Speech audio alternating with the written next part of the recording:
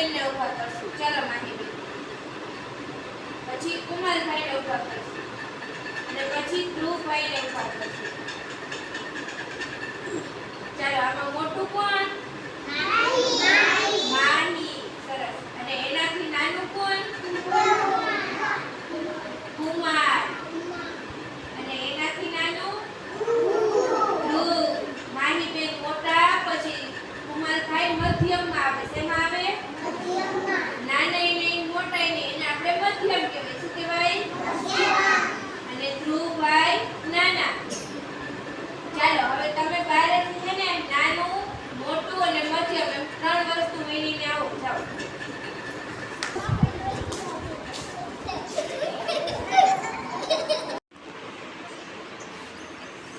ચાલો બધા પાણા વીણીને આવી ગયા.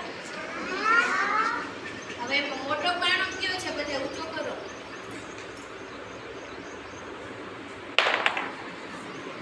સરસ. હવે મધ્યમ પાણો. વચ્ચેનો હોય ને સ્ટેજ નાનો. મધ્યમ પાણો. સરસ. અને સૌથી નાનો પાણો ઊંચો કરો. સરસ. હવે આમાં આપણે શું શીખ્યા?